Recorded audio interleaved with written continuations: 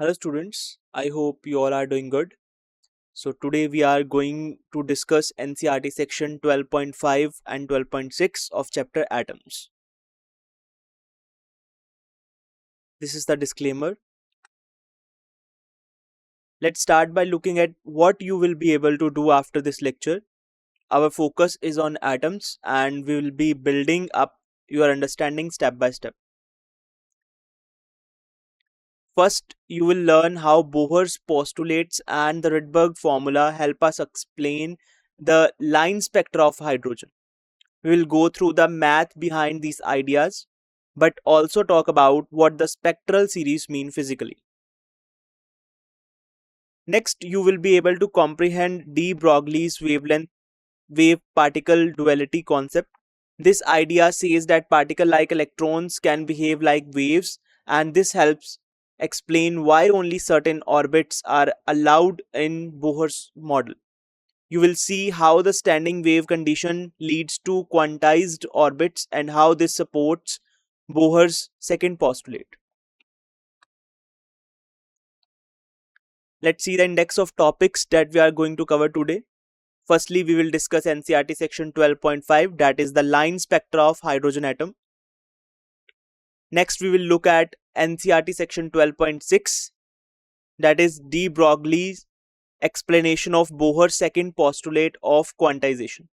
De Broglie suggested that electrons behave like waves and only certain wavelengths fit perfectly around the nucleus, leading to quantized orbits. We will explore how this wave nature leads to quantization with some examples in the next section.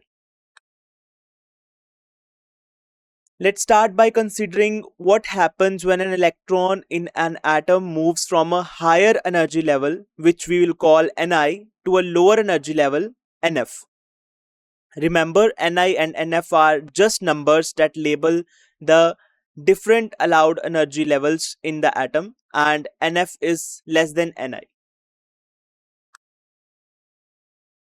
Now, according to Bohr's third postulate, whenever an electron jumps from a higher energy state Ni to a lower energy state Nf, the atom emits a photon. The frequency of photon is called nu if. Let's look at the energy involved. The energy of the emitted photon is exactly equal to the difference in energy between the two states, the higher energy ENI and the lower energy ENF. This means the atom loses energy as the electron drops down. Here is the key formula. H nu if is equal to H ENI minus ENF. In this equation, H is Planck's constant measured in joule seconds. Nu if is the frequency of the emitted photon in hertz, and ENI and ENF are the energies of the initial and final states in joules. Finally, notice that because Ni and Nf can only be certain whole numbers, the energy differences and therefore the frequency of light emitted are also specific values. This is why atoms emit light at distinct separate colors, not a continuous rainbow. This explains the line spectra we see in experiments with hydrogen and other elements. Let's start by looking at how we use the energy level equation for atoms. The equation 12.8 shown En equal to minus m e raised to power 4 upon 8n square h square epsilon naught square gives the energy of an electron in the nth orbit of a hydrogen atom. Here m is the electron mass in kilograms, e is the elementary charge in coulombs, n is the principal quantum number, just a positive integer, h is Planck's constant in joule seconds, and epsilon naught is the permittivity of free space in farads per meter. We will use this equation and substitute it into another equation 12.11 to see how energy changes when an electron moves between orbits. Now let's look at what happens when an electron jumps from one energy level to another. The equation here shows the energy difference between two levels, Ni initial and Nf that is final level. Notice that we subtract the energy of the final state from the initial state, which gives us energy of the photon emitted or absorbed. This energy is equal to h times nu if, where nu if is the frequency of the emitted photon. Okay, and the equation is h nu if equal to, so for initial energy of initial level, that is minus m e raised to power 4 upon 8 n I square h square epsilon naught minus energy of final energy state. Okay, that is minus m e raised to power 4 upon at 8 nf square h square epsilon naught square. Next, we simplify the equation by factoring out the constants. Now h nu if equals to m e raised to power 4 divided by 8 h square epsilon naught square times the difference between 1 over nf squared and minus 1 over ni squared. This shows the frequency of the emitted or absorbed photon depends only on the difference between the two energy levels. For example, if Ni is 3 and Nf is 2, you can plug in those numbers to find the frequency of the photon. Finally, let's relate frequency to wavelength using the equation nu equal to c upon lambda, where c is the speed of light in meters per second. Rearranging gives us c upon lambda if equals to same constant, that is m e raised to power 4 upon 8 h cube epsilon naught square. Okay, this constant and this constant times the difference in the inverse square of quantum numbers. This means wavelength of light emitted or absorbed depends on the energy difference between the two levels. Let's start by looking at this important formula for the wavelength of light emitted or absorbed when an atom moves between energy levels in a hydrogen atom. The equation shows 1 divided by lambda if, which is the reciprocal of the wavelength, equals a constant. What is the constant now? M e raised to power 4 upon 8 h cube epsilon naught square c, multiplied by the difference between 1 over nf squared and 1 over ni squared. Here ni is the initial energy level and nf is the final energy level. Now let's focus on the constant in this equation. The term in brackets, okay, which is m times e raised to power 4 divided by 8 times h cube epsilon naught square times c, is known as the Rydberg constant. This constant combines several fundamental physical constants and it is denoted as Rh. After substituting the values for all these constants like the mass of electron, the charge of electron, Planck's constant, the permittivity of free space and the speed of light, we get a specific value for the Rydberg constant. Let's see what that value is. The Rydberg constant Rh is equal to 1.097 times 10 raised to power 7 per meter, or we can say meter inverse. This means that for hydrogen, every time we use this formula, we can plug in this value for Rh to find the wavelength of light emitted or absorbed during electron transitions. With this value, we can now write the Rydberg formula in much simpler form. Here is the simplified Rydberg formula: 1 divided by lambda if equals Rh times the difference between 1 over nf squared and 1 over ni squared. This boxed equation is the only one you will use most often to solve problems about hydrogen spectral lines. Finally, let's clarify that lambda if is the wavelength of the photon that is emitted when an electron transitions from a higher energy level to lower energy level. The greater the difference between Ni and Nf, the shorter the wavelength and the higher the energy of the photon. Let's start by looking at the spectral series of the hydrogen atom. This topic helps us understand why we see specific lines of color when we look at the light given off by hydrogen. These lines are not random. They tell us something important about how electrons behave inside the atoms. Now let's see how these lines are actually produced. Notice that these lines appear when electrons jump from a higher energy state to a lower energy state. When this happens, the atom releases energy in the form of photon, which is a particle of light. For example, if an electron falls from the third energy level to the second, it emits a photon with a specific amount of energy. And that's what creates a visible line in the spectrum. These lines are called emission lines. The term emission means the atom is giving off energy as light. Each emission line corresponds to a specific energy difference between two electron levels. So the pattern of lines acts like a fingerprint for each element. But what happens if we shine light on the atom? If a photon has just the right amount of energy, it can be absorbed by an electron, causing the electron to jump to a higher energy state. This process is called absorption, and it's the opposite of emission. When light with a continuous range of frequencies passes through a gas, the atoms in the gas absorb only certain specific frequencies. This creates a dark absorption lines in the spectrum, which are the exact frequencies that the atoms absorb. These absorption lines help scientists identify which elements are present in stars and other distant objects.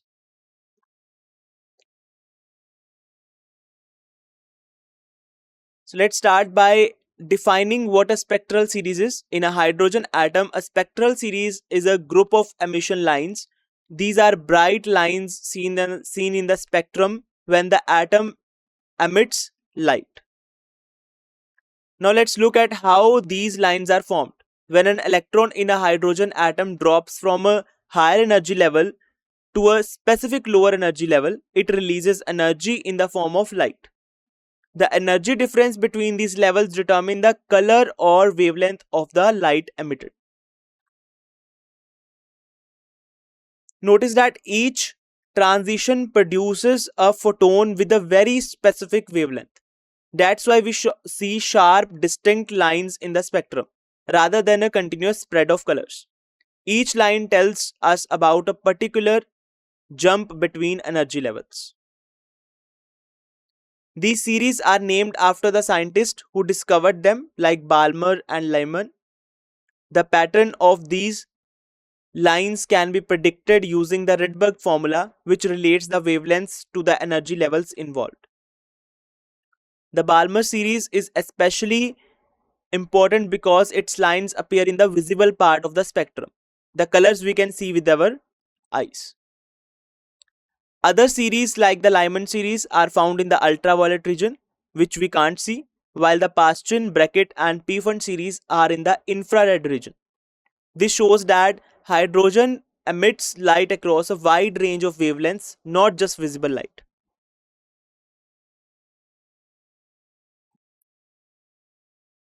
Let's look at the main spectral series of the hydrogen atom. Each series is named after the scientist who discovered it, and each one is linked to the electron transition between different energy levels.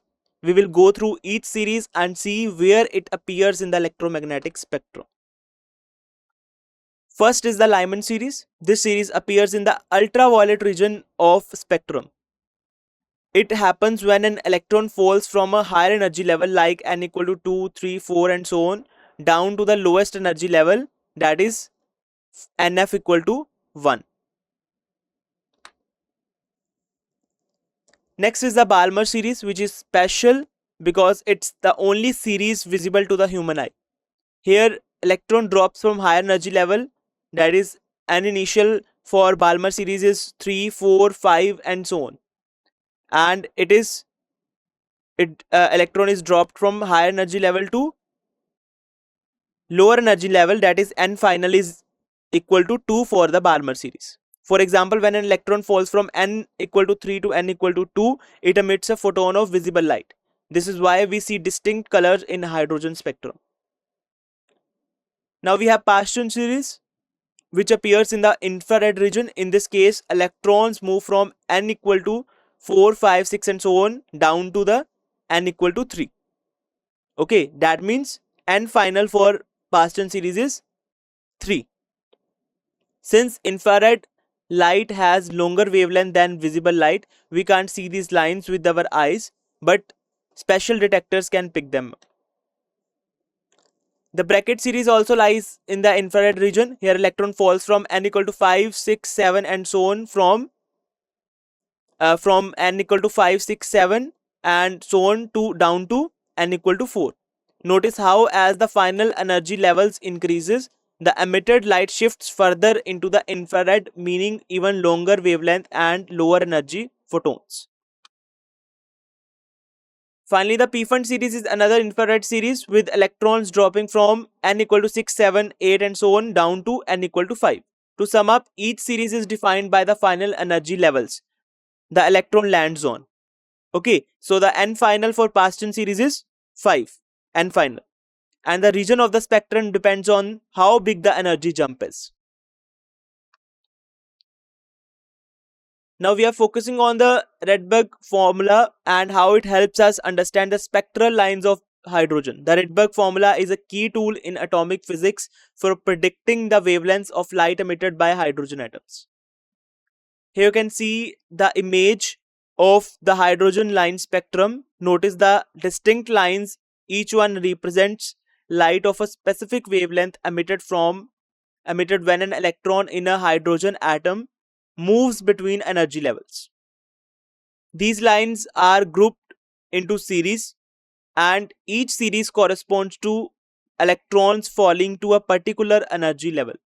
We will focus first on the Lyman series, which is shown here.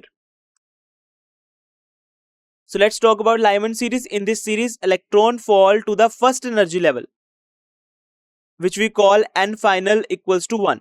The Lyman series lines are all in the ultraviolet region of the spectrum, which means we can't see them with our eyes, but they are very important in understanding atomic structure. Here is the formula for the Lyman series.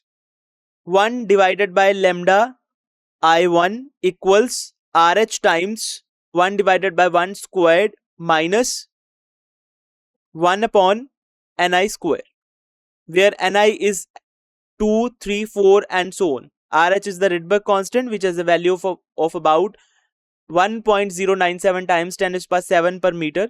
Lambda I1 is the wavelength of the emitted light measured in meters. As Ni increases, the wavelength gets shorter, moving deeper into the ultraviolet region. For example, if Ni is 2, you get longest wavelength in the Lyman series. And as Ni goes to infinity, you approach the series limit.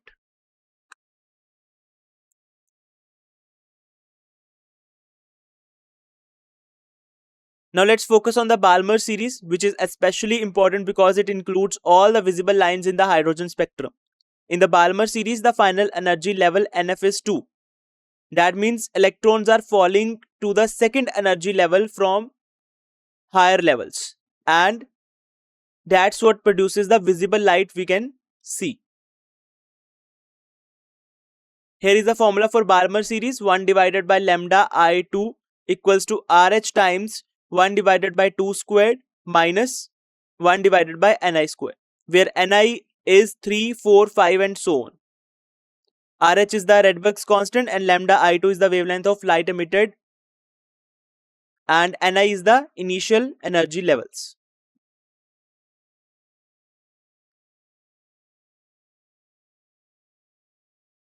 Let's focus on the Paston series, where the final energy levels NF is 3. This means electrons are falling to the third energy level from higher energy levels. The Paston series lines are found in the infrared region of the spectrum, which is not visible to our eyes, but can be detected with special equipment. The Rydberg formula for the Paston series is written as 1 upon lambda I3 equals to RH times 1 upon 3 squared minus 1 upon Ni squared, where Ni is 4, 5, 6 and so on for the Paston series. Okay, here lambda I3 is the wavelength of the emitted light, RH is the Rydberg's constant and Ni is the initial energy level. As Ni increases, the wavelength gets shorter. Similarly, we can use the Rydberg's formula to find the wavelength for other spectral series, like by changing the value of NF. The key idea is that each series corresponds to electron dropping to a specific lower energy level. Let's start by looking at de Broglie's hypothesis, which is a key idea in modern physics about the nature of particles like electrons. De Broglie suggested that particles can behave like waves, not just like tiny balls. This idea helps us understand why electrons in atoms have only certain allowed orbits. Here we see a figure 12.8 showing a standing wave on a circular orbit. Notice how the wave fits perfectly around the circle, with 4 complete wavelengths fitting into the circumference. This is similar to how a guitar string can only vibrate at certain frequencies to make a clear note. Louis de Broglie argued that we can think of an electron in a circular orbit as both a particle and a wave. This means the electron's wave must fit exactly into the orbit, just like the standing wave in the diagram. If the wave doesn't fit, it cancels itself out, so only certain orbits are possible. This wave-particle duality is a big step in understanding atomic structure. Just like with waves on a string, only certain resonant frequencies will create standing waves.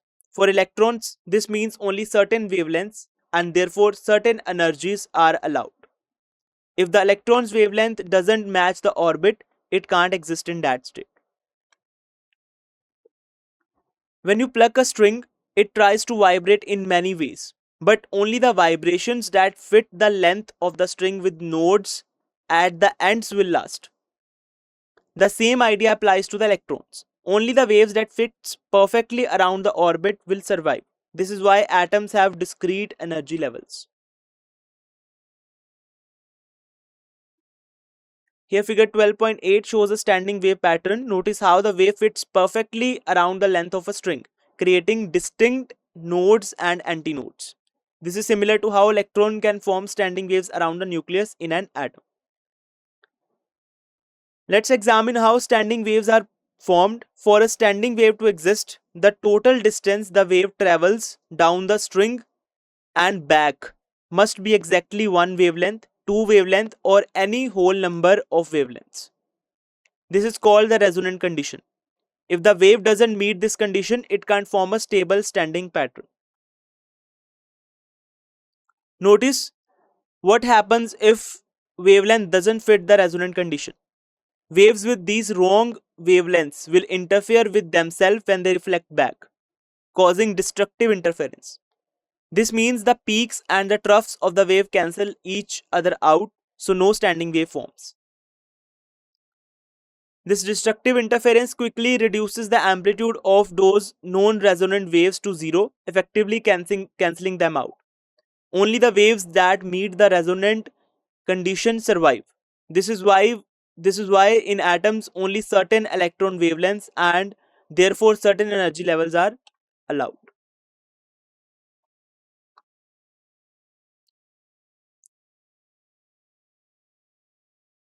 Now let's think about what makes an electron's orbit stable. For the electron to stay in a fixed orbit, its wave must fit perfectly around the circle. This is similar to how a guitar string only vibrates at certain frequencies to make a clear note. If the wave doesn't fit, the orbit won't be stable. Specifically, the electron's wave must form a stationary wave, also called a standing wave. A stationary wave is a wave that doesn't move along the orbit, but instead has fixed points called nodes. This means the electron's wave pattern repeats perfectly as it goes around the nucleus. This can only happen if the circumference of the orbit is an exact multiple of electron's wavelength. In other words, the length around the orbit must be equal to 1, 2, 3 or more full wavelengths.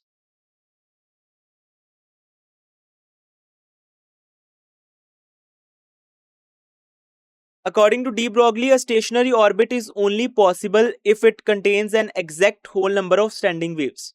That means the electron's wave must fit perfectly around the orbit with no gaps or overlaps. For an electron moving in the nth circular orbit, the total distance it travels in one complete revolution is the circumference of the orbit, which is 2 times pi times the radius, or we can say 2 pi Rn. Here Rn is the radius of the nth orbit, measured in meters. This formula gives us the path length the electron's wave must cover. So for an orbit to be allowed, the circumference must equals n times the wavelength, or we can say 2 pi Rn is equal to n lambda, where n is a whole number, 1, 2, 3 and so on, and lambda is the wavelength of the electron. This condition ensures that electron wave forms a standing wave around the nucleus. Mark it as 12.12 equation.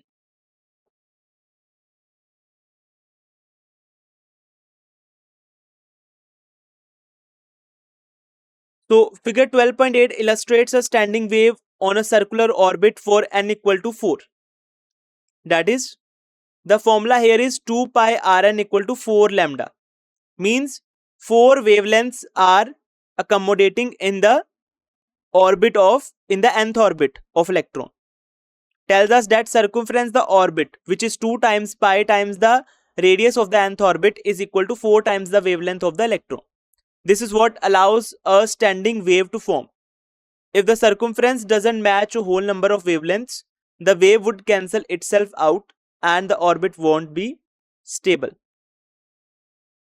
Here lambda stands for the de Broglie wavelength of the electron, which describes the wave-like behavior of the electron as it moves in the nth orbit. Remember, the de Broglie wavelength depends on the electron's momentum, and only certain wavelengths and therefore certain orbits are allowed.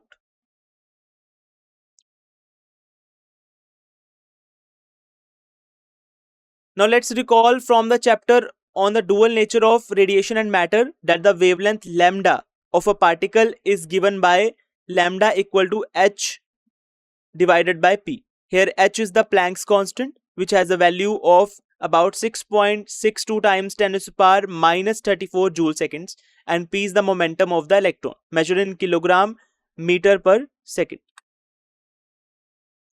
If the electron speed is much less than the speed of light, we can use the classical formula for momentum, which is mass times velocity. So the momentum p becomes m times vn, where m is the mass of electrons in kilograms and vn is the speed of electron in nth orbit measured in meter per second. Substituting this value of momentum into our earlier formula, we get lambda equals to h divided by m times vn, where vn is the speed of electron in the nth orbit.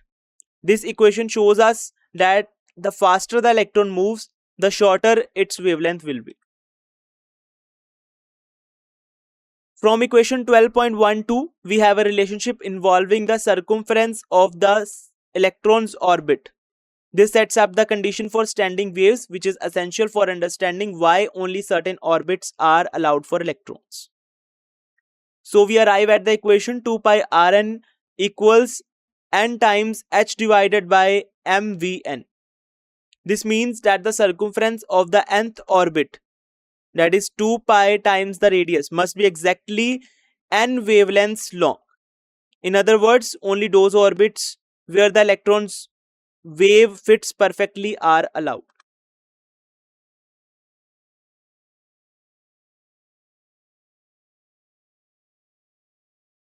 Now let's look at the key equation mvn equal to nh upon 2 pi, which is equal to nh upon 2 pi.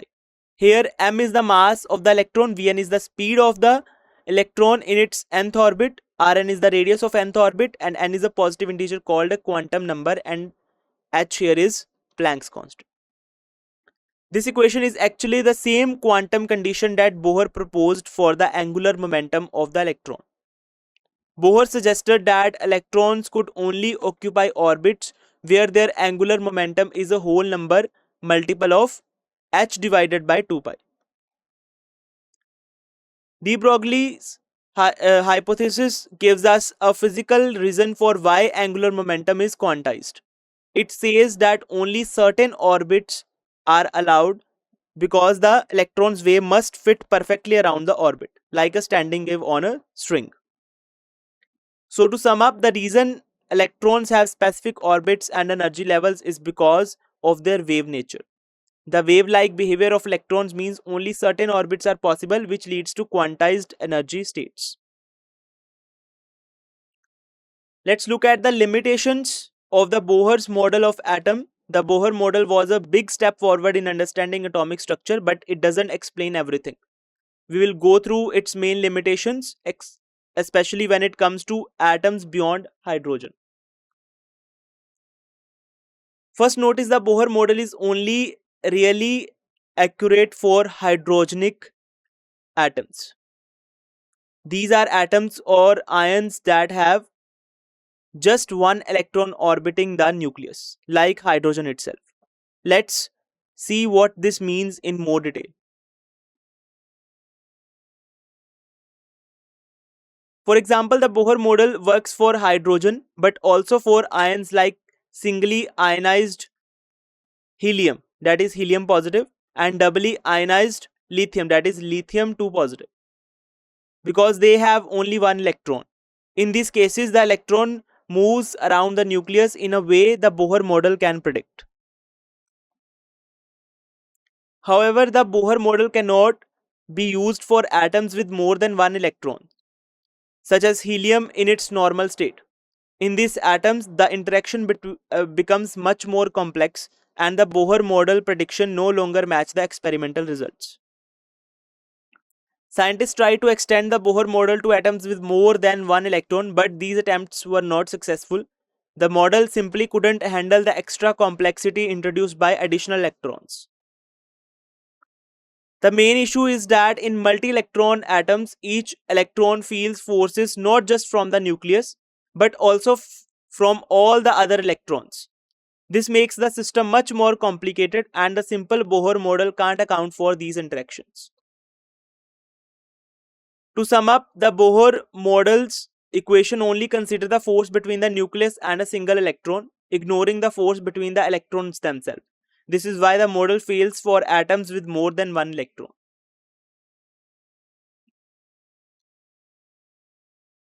Bohr model can't explain why certain frequencies in the hydrogen emission spectrum are more intense than others.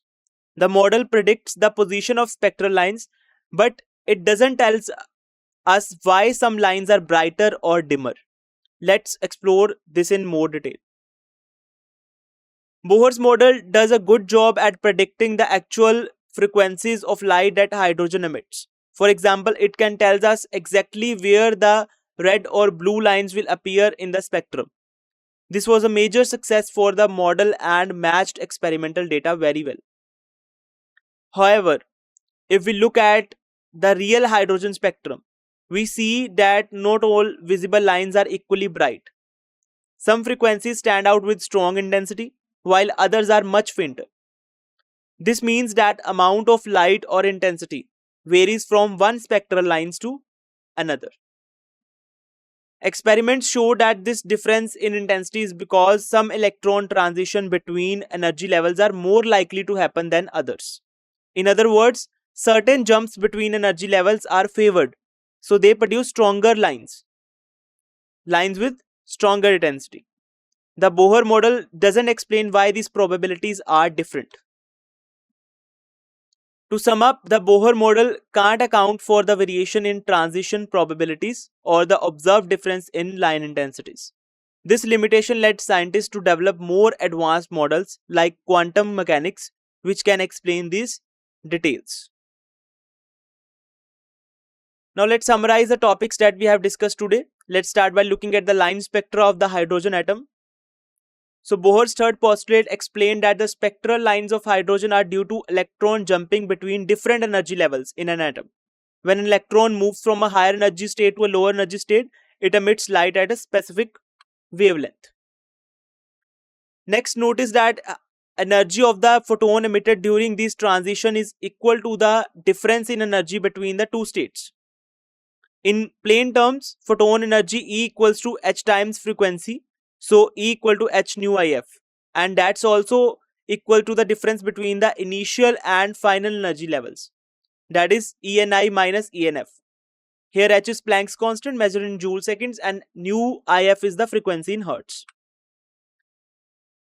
Finally, about the Rydberg's formula, let us calculate the exact wavelengths of the spectral lines using quantum numbers, which are just whole numbers that label the energy levels. By plugging in different values for the initial and final quantum numbers, we can predict the wavelengths we see in hydrogen spectrum. Let's look at de Broglie hypothesis, which is a key idea in modern physics. This hypothesis connects the behavior of matter like electrons to the concept of waves. We will see how this idea explains why electrons behave the way they do in atoms. De Broglie proposed that all matter, not just light, has both particle and wave properties.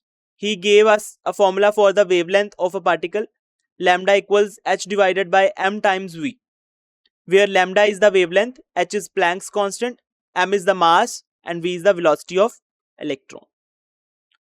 De Broglie suggested that electrons in stable orbits must form standing waves around the nucleus. A standing wave is a wave that fits perfectly into the space, like a guitar string vibrating at certain frequencies. For a standing wave to form, the circumference of the electron orbit must be an exact multiple of its wavelength. In other words, 2 times pi times the radius of orbit equals to n times lambda, where n is an integer 1, 2, 3 and so on. This means only certain orbits are allowed, which matches that Bohr found experimentally.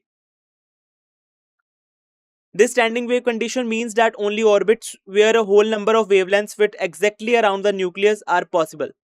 If the wavelength doesn't fit perfectly, the wave cancels itself out and the electron can't stay in that orbit.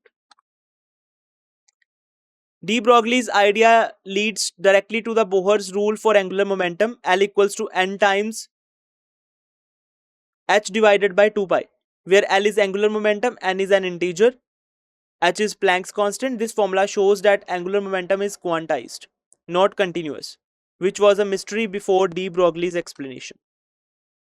In summary, the de Broglie's hypothesis gave a physical reason for Bohr's second postulate, which had previously just been assumed.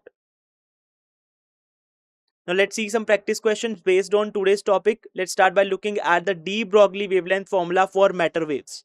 This formula tells us how particles like electrons can behave like waves.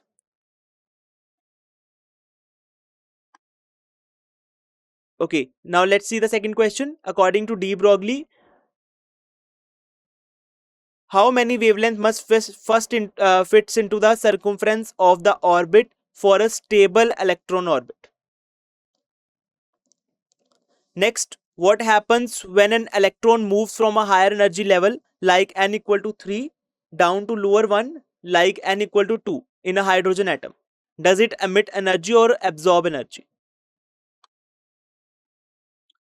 So this is all about today's lecture. I hope you enjoyed the session. Thank you for your attention.